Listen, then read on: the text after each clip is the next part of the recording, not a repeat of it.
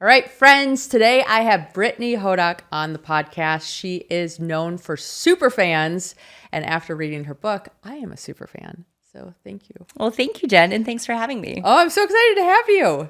Your work is mind-blowing, and it's so important that I'm so excited my listeners get to hear your story today. Well, thank you. I'm on a mission to make people understand that customer experience is the most exciting and the most fascinating thing that you can dive into. I know it's a little overwhelming though when you first get into it because you're like, oh, all these things that I need to know. So you have a great framework that you give us in your book. And so can you walk us through that? Yeah, so the framework is called the Supermodel, and it's really based on this idea that if you want to turn your customers into superfans, those loyal, enthusiastic advocates who don't just choose you over your competitors, but who tell their friends that they should choose you over your competitors, being good enough is not going to cut it, right? Because we're living in a world with increasing competition, increasing noise, and increasing demand for things to be quick and easy and, instantly available. And so the book and the framework are all about how to put the customer at the center of all of the decisions that you make, so you become so easy to deal with that people can't wait to come back. When I was reading the book, I thought this was a really interesting point to point out is our people are not just comparing us to people that we compete with. They're comparing us to every experience that they've had.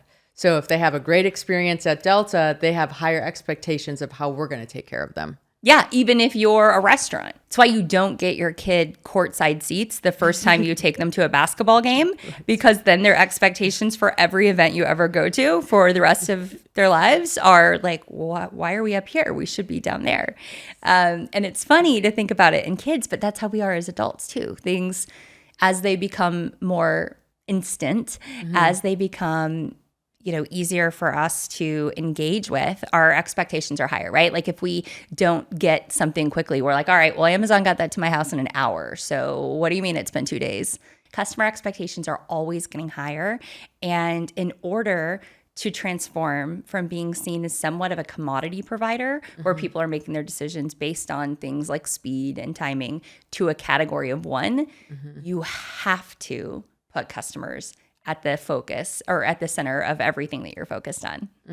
And that starts with your origin story. It does. So the framework that I introduced in the book is something that I call the Supermodel. And it's called the Supermodel because super is an acronym. I wanted something that would be simple to remember, simple to implement, and most importantly, simple to teach everyone on your team. Because for anybody watching this who has employees, every single member of your team is your acting chief of experience. Yes. I'm sure, Jen, you have had experiences where you went into a store and left without buying anything because of the way someone either treated you or maybe didn't treat you. Maybe they ignored you, right? Right. And when you left with a bad taste in your mouth, not just about that person, but about the whole experience. Yeah, the company. Even from, and you point this out in the book, it doesn't matter if that employee's been there for 5 minutes or 5 years. If you're there, I want you to solve my problem. Yeah. And I don't care if you're the intern or the CEO, because when I look at you, all I see is a representative of the company. Because once you put on that name tag or uniform, whether it's a literal one or a metaphorical one,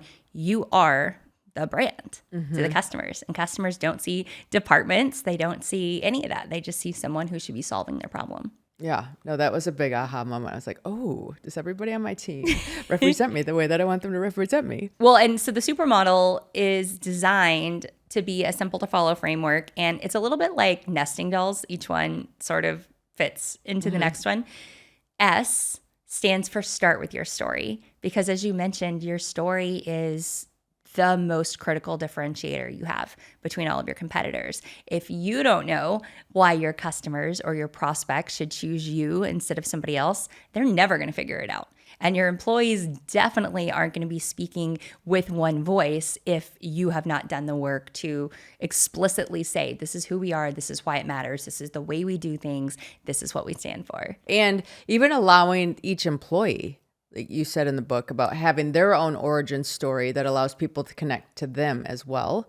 And I thought it was really interesting about like the details, because then people start writing their own story and they can connect with you because they're like, oh, I used to have a radio flyer wagon or whatever that is. Yeah, I was in an airport probably a month and a half ago.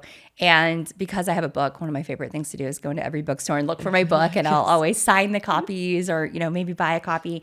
And I was in Chicago and they didn't have a copy of my book at this particular bookstore. But as I was checking out, the girl was so excited to be working there. She clearly loved her job. She said, "Oh my gosh, this one, you're going to love this book. This is so great." And I grabbed a couple of cards and she said, "Oh, these cards are fantastic. I love this brand." And she said, "I think it's so crazy that I get paid to work at a bookstore. Like, I get to read during my breaks. I never dreamed that I could have a job like this." And she was so sincere and so authentic that, and I don't know if she has said that to 100,000 people or if I'm the first person she ever said it to. It sounded very natural and off the cuff. But now, the next time I'm at O'Hare, I'm going to want to go back to that bookstore. Yeah. Right? I'm going to want to go see if Maggie is still working at that bookstore and loving her life and loving her job. So employee origin stories are so important because your customer experience will never be better than your employee experience. It can't. It's impossible. Right. So if you have engaged employees, you're that much more likely to have engaged customers. Yeah. No, I think that's what we've been seeing a lot lately too, is just being customers are not first. Your employees are first. Because if you take care of your employees, they're going to take care of the customers. Absolutely. And, I'm so sick of hearing people say, nobody wants to work anymore. It's impossible to find employees. I can't get anybody to work. And my response is always, no, nobody wants to work for people who disrespect and mistreat them. Plenty of people want to work. I believe everybody wants to work, right? We all want to feel that purpose, to feel like we're part of something that we're passionate about, that we're making a difference. And if you treat your employees, as you said, as the most important stakeholders in your business, then they will reward you. So origin story is where we start. Yeah, so we start with our story. And then one of the things that I say all the time is superfans are created at the intersection of your story and every customer story, meaning your brand story and every customer story. Because until those stories interact, you can still be seen as something of a commodity. Here's an option for getting this X, Y, or Z. But once they really identify with part of your story, once people feel a connection of, oh, I love that, or they do this and that's just like me, or that's similar to who I am. It's like two circles in a Venn diagram. All of a sudden there's this overlap, and that overlap is where superfans are created. And so the U in super stands for understand your customer story, because you can't connect your story to theirs until you truly understand what your customers really need. Okay. What would be an example of that?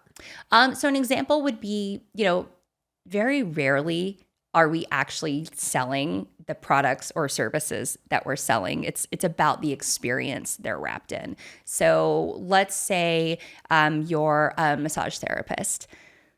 It's not really about the massage. That's part of it, but it's really about helping somebody feel the relief of the stress that they're feeling, of somebody to feel pampered, of somebody to feel like they're taking a moment to take care of themselves, to do something for them. So understanding what a prospect is struggling with, right? Maybe it's a sore back, but it goes a lot deeper, metaphorically and literally speaking, a massage, than just that sore back. So asking the types of questions to really help whoever on your team is talking to your prospects or your customers understand what's the real struggle that they're dealing with. And what's the real transformation that they can undergo if they partner with you or work with you in some way? One of my favorite quotes from Teddy Roosevelt, he said, "People don't care how much you know until they know how much you care."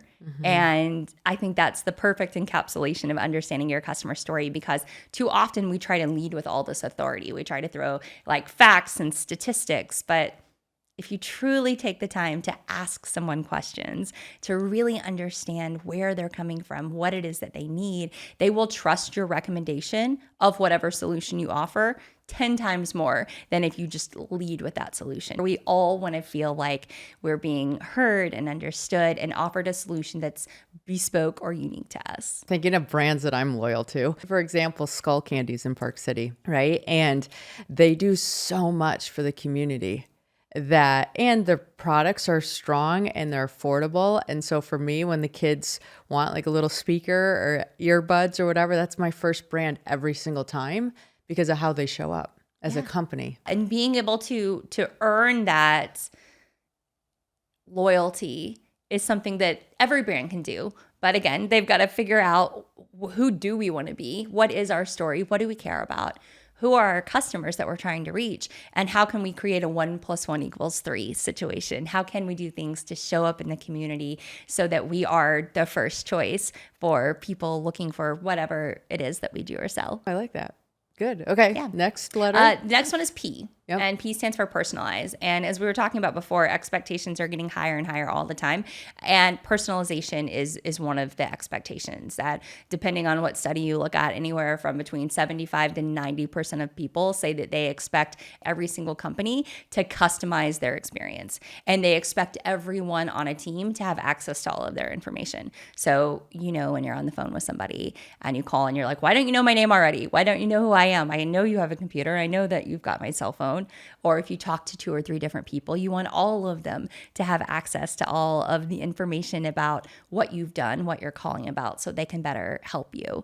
So personalization, both high tech and high touch, are imperative to making every customer feel like they made the right choice by working with you, like you are truly the most important customer for that brand. Is like the tiniest little detail, as in writing a thank you note. Oh yeah, absolutely. Right. And even in the book, you talk about this and saying, okay, listen, have someone else do the addressing and the stamping and the exterior. But if you take that moment to write that thank you note and just connect to that customer, it's next level. Yeah, and that's a great example of something that you can automate. So there's a company that I love. It's called handwritten.com, spelled with a Y instead of an I. So WRYTTEN.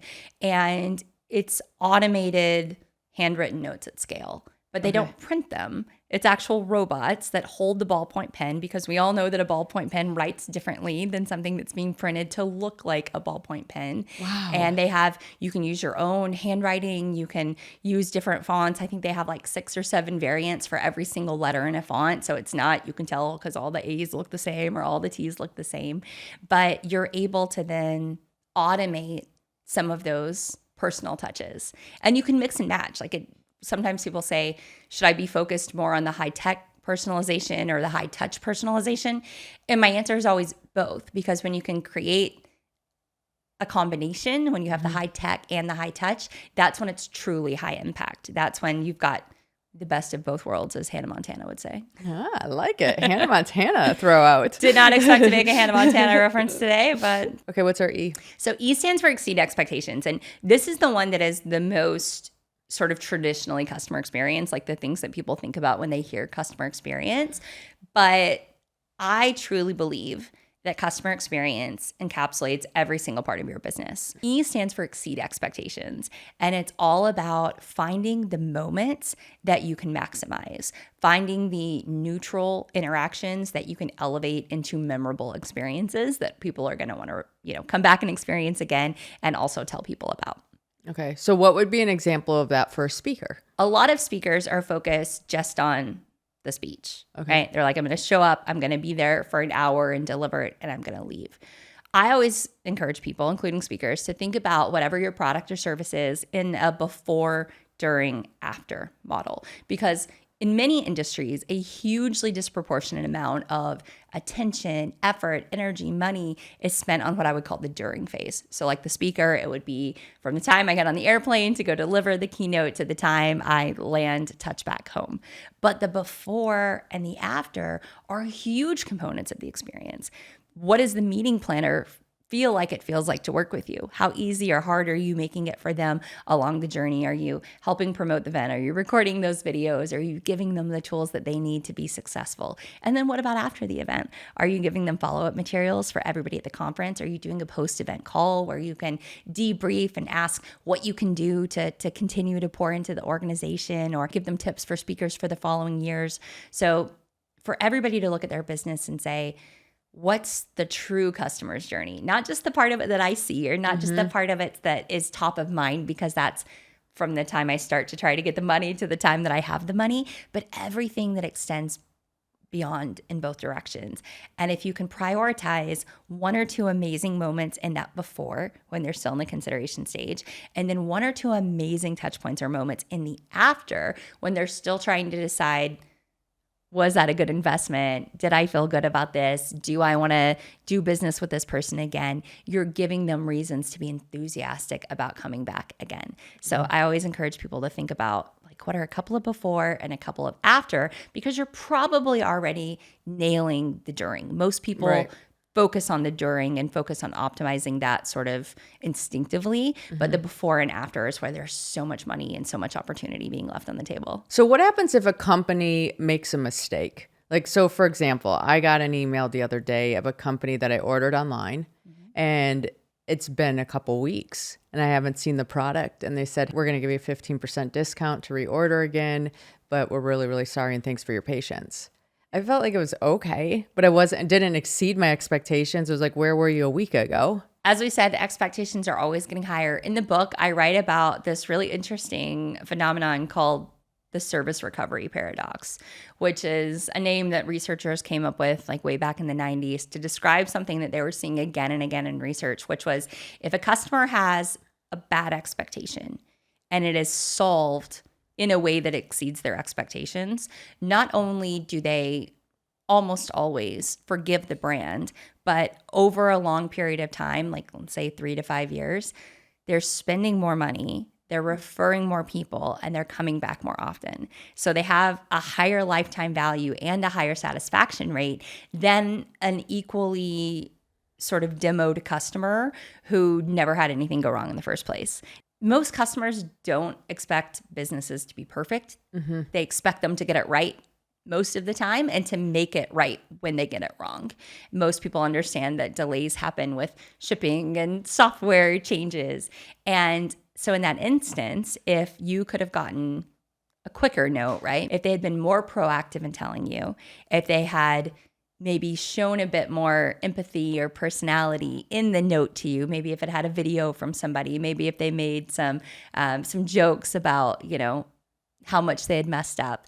And then if they offered you something that felt a little bit more significant, because 15% and you have to reorder it yourself and you've been waiting 2 weeks, especially if this is the first time you're working with that company, you're probably like, I'm over it. That was 2 weeks ago. Well, and they didn't give me an idea of when it was coming. Yeah. Well, here's an example that happened to me that would have been a better way to handle that. So the online makeup brand Il Maquillage. And so I ordered some makeup. It's one of those where they, you know, say like, oh, we'll do your perfect foundation match and all the things. And so this was earlier this year. I'd placed an order and promptly forgot about it, right? It was like one of those things I did late at night after the kids were asleep and kind of forgot that I had placed this order. And then we got a crazy snowstorm in Nashville. And it wasn't so much the snow, but the ice once the snow started to melt. And we did not get mail delivery at my house for 9 days. But also it's so hilly in certain areas that the trucks like can't get into the neighborhoods to do the street cleaning. So we went, like I said, it was 9 days without mail, which is a long time to go without getting mail. Thankfully, we didn't have any, medications or time-sensitive things like that. But a couple of days into the storm, I got an email from the company Il Maquillage that said, hey, we noticed that your package hasn't been delivered yet. While it's out of our hands, there's nothing we can do. We can't speed up time or help them out. We can give you something while you wait because we know that you've got places to go and people to meet. So here's a free gift on us. Go ahead and redeem it. It was like they let me choose between a few things. And they said, oh, and by the way, we know this is your first order. If you wanted to do the try it before you buy it, remember that your clock for that doesn't start until the day that it's delivered, and we're keeping an eye on it for you. Oh, wow. And I was like, oh yeah, I ordered this stuff. Completely forgot about it. And that touch showed me they're paying attention, right? Because I'd forgotten I even ordered it. And they're saying, hey, in case you were wondering, this isn't our bad, but we're going to hook you up anyway with something, which I thought was a really, really great example of even when something is beyond your control, that is a great way to exceed a customer's expectation when something goes wrong. And did you love the product when it came? I did. And it's funny because I got that email and I was like, well, I'm not going to send it back now, even if I don't love it, right? Because I want to tell this story. And I did love the product. They do have great products. And that's another great example of how high tech can feel high touch. All right. So now we're back to the R. So we're back to R. R stands for repeat. And this is kind of a double meaning. It's a nod to the fact that great customer experience never ends. You're always going to be optimizing. What was good enough last year is not good enough this year, and what's good enough right now is definitely not going to be good enough in 12 to 18 months. So you've got to constantly be optimizing, constantly be looking for best-in-class examples from every industry, not just your own, to try to pull into as you have a great experience, thinking, wow, why did this work so well? And what can I do to incorporate a little bit of the way that I'm feeling right now into the way that my customers feel in my business? And then the other sort of meaning of R is, and repeat, is the systems and processes. So doing the work to build the systems, to create the processes that allow the experience to be consistently great. Mm-hmm. Elizabeth Arden, speaking of makeup, she said, in this quote, she said, repetition makes reputation, and reputation makes customers. And we've all had the experience of going to a restaurant, having it be amazing, going back again like a week later, ordering the same thing because it was so good, and the experience just not being the same. And then what do? Like, do you roll the dice and try it a third time? It creates all of this like cognitive dissonance, right? Because it's not what you thought it was. So the R also is about creating those systems and processes to ensure that it doesn't matter who on your team somebody deals with. It doesn't matter what day of the week or time of day or day of the month they come in. They're going to have a predictably amazing experience. That's a lot. It's a lot. It is a lot. It feels overwhelming. And it's one of those things that, like, when you put it all together, it has to be. Because if you think about the brands that last for not just decades, but centuries, they're the ones who don't settle. So they find ways to maintain that relevancy by solving problems in novel ways, by, showing up and saying, I would do anything to keep you. Like, I don't want you to check out the competitors. You matter. So these are the things that, whether you're running a brand that's been around for decades or you're just launching something new, you've got to put your customers first. And if you put your customers first, those customers will last. Mm-hmm. And how do people, do you think surveys and things like that are helpful for people keeping track of what's going on in their business and how their feedback's coming in? Or how are they getting that? So it's a great question. Surveys can be a great tool. Like anything else, it's one of those things that, it's like saying, is basketball good or bad? Like basketball can be amazing or terrible. Surveys can be great or terrible. If you have ways to consistently collect what we call voice of customer, so surveys, and act upon them, then they can be a really great tool. But the only thing worse than not asking your customers what they want at all is asking them and then ignoring them. The other thing that I see sometimes when people get into like long form surveys specifically, they say, oh, we're going to collect all this data and then we're going to look at it at aggregate at the end of the month or the end of the quarter.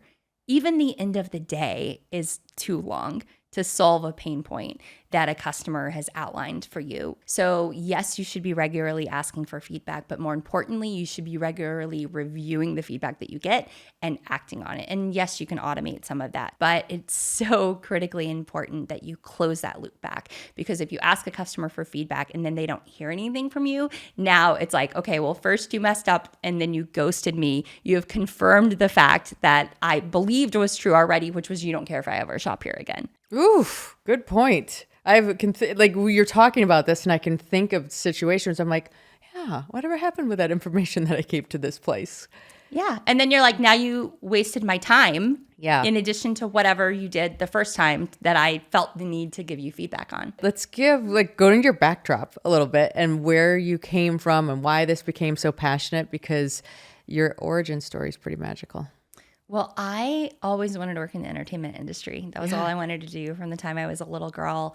And I got my first job at a radio station when I was 16 in Fort Smith, Arkansas. My first job was as a radio station mascot. I dressed as Sting the Bee. So and you loved it. Giant bee. Oh my gosh. I think this is so awesome. I thought I had the coolest job on the planet. Yes. Most of my friends worked at Sonic or, had babysitting jobs. Exactly.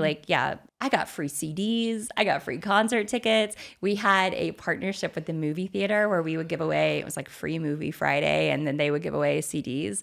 And so I had friends that worked in movie theaters, and I had a pass that I could go see any movie I wanted, like one movie a day, every day. Oh my gosh. And I could bring somebody with me. I mean, just all these cool perks that as a teenager, it was like, oh, how could life get better Any better, than this? yes.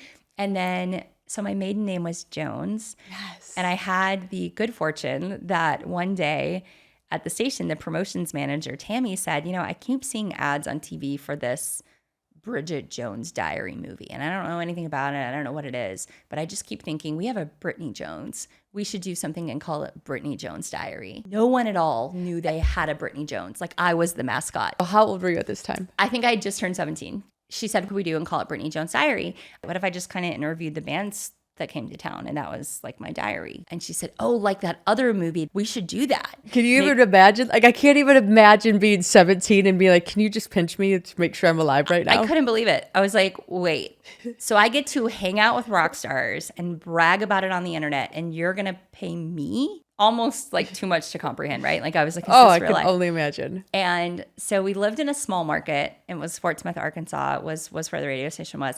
And I had an older brother, and he said, well, I'll drive you to wherever you want to go if you're going to get me in free and get me backstage passes. And so all of a sudden it meant I could go see bands in Dallas or Little Rock or Tulsa or Oklahoma City or all these places that my parents never would have let me drive with my friends when I was 17.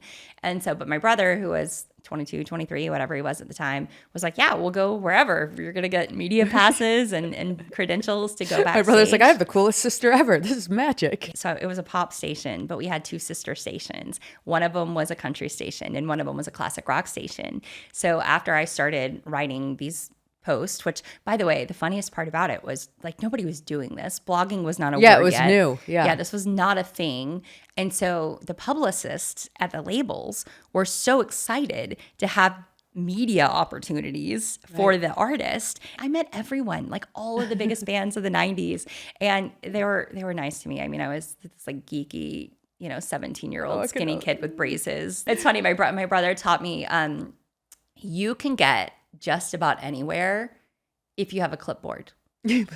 Because when you have a clipboard, and especially if you have like a little in-ear and a clipboard, people assume you've got like places to go. He used to do that to like get into locker rooms after sporting events to meet players and get autographs and stuff. My salary, so they were like, we'll just match what we pay you as the mascot. So I was making, and this was in, I don't know, 2000, 2001, $10 an hour, which felt like a huge amount of money. Of course. And I was getting paid like to be at the concert. It was like, oh, you drove to Little Rock and went to the Britney Spears concert and hung out backstage, and then you drove home. So we're going to pay you, $130 or whatever.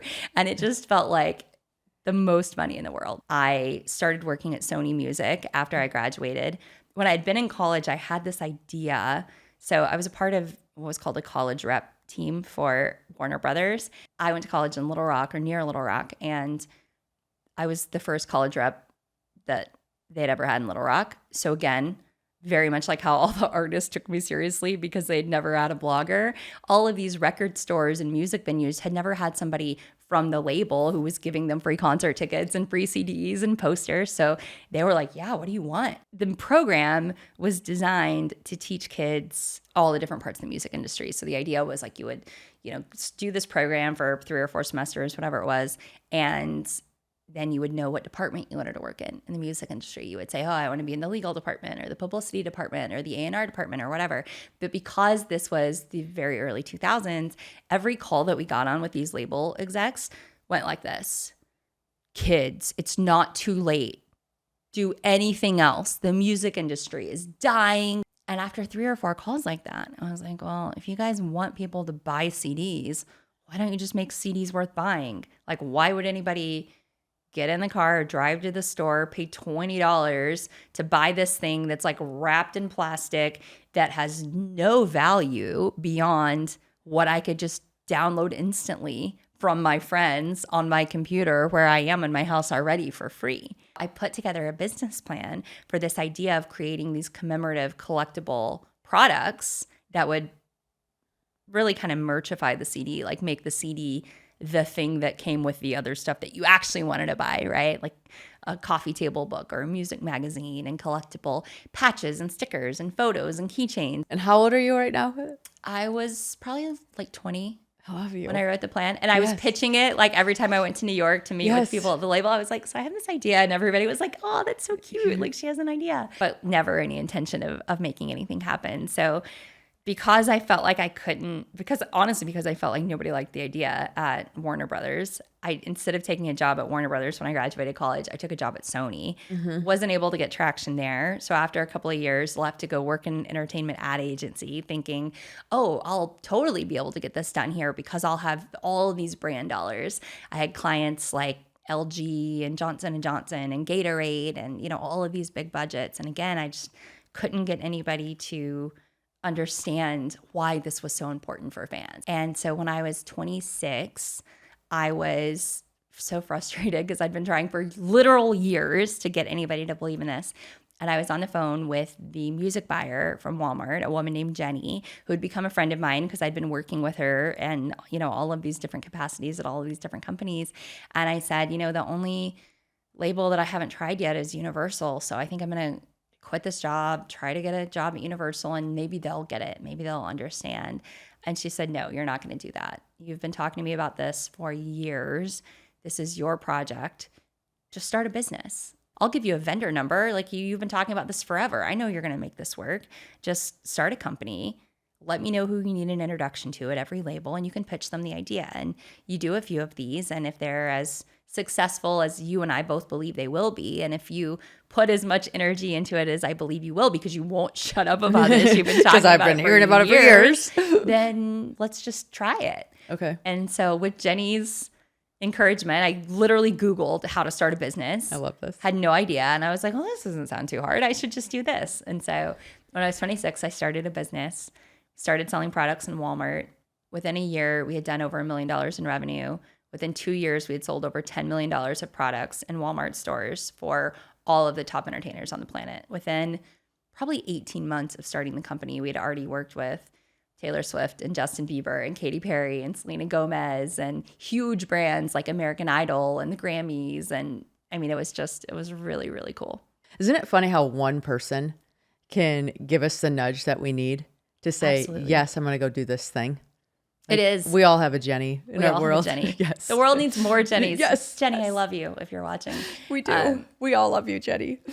And it's funny, like somebody said to me probably a year into running the business, and I'm sure this is like a quote attributed to someone, but my friend said, don't ever accept a no if that's not the person with the ultimate authority to tell you yes. Like it doesn't matter how many no's you get if they're just from random people and not the person whose yes changes the game for you. It's like the saying, don't be bothered by criticism by somebody you wouldn't go to for advice. Thank you for sharing your thoughts, and you move on because that's not ultimately, you know. Okay, so the cool thing is that you build this thing up, you have everything going, and you say, I want to change. Which, like, you know, it's hard to walk away from success, but people that do end up doing something else that's successful. And I think that's a really important thing, is learning when to exit. Yeah, you know, I think a lot of entrepreneurs have the experience of you start a business because you love something. And then as your business grows, you hire yourself out of a job. Right. And you hire people to do the things that you love.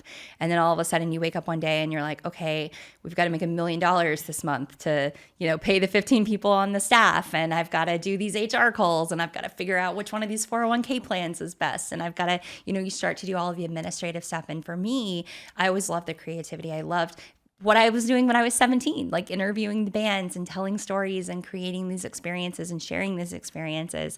And probably 3 or 4 years into the company, I think it was 3, I got a call one day from a casting director saying, hey, do you want to be on Shark Tank? And I kind of laughed, and I was like, I mean, sure, I guess. Because I loved Shark Tank, but I never thought I would be on it. Right. And he had read an article in Forbes about my business and said, I think you should come on the show. It would be a lot of fun. And so my business partner and I filmed an episode of the show. And after it aired, I started getting so many requests to come and speak. Oh, wow. And it was so funny at first because people were like, what's your fee? And my initial response was, do they want me to pay to speak at the event? Like they want me to sponsor the event? What's happening? But I started speaking, and then I fell in love with speaking. And part of why I fell in love with speaking is because the reason that business was successful is because I was unflinchingly committed to whatever was going to be the best experience for the customers. I know what is best for the fans, and that's what we're doing. I don't care if it takes longer. I don't care if it costs more. This is how we're going to sell 100,000 copies of this, by making it something that 300,000 people want to buy and can't. Mm-hmm. And so I started trying to teach how customer experience was relevant to different people in different industries, and how the same way that these artists are trying to turn customers into superfans or listeners into superfans, every business can do. Like every business can have their own superfans. So I sort of accidentally became a keynote speaker, and that is what I've been focused on for the past 4 or 5 years. I ultimately ended up selling most of the equity in that business, and now I focus on writing and speaking and studying customer experience, helping companies get better at customer experience so that they can be the standout in their industry. I love the fact that you allowed the evolution to show up and just say, hey, I'm being pulled in this direction, and you stepped into it, and now you're helping so many more businesses and people. Well, thank you. That's what I want to do. I mean, my dad worked in customer service. He was a restaurant manager. When I was a kid, he managed the Long John Silver's in our town, and I just loved going to work with him when I was a kid and seeing how happy he made everybody.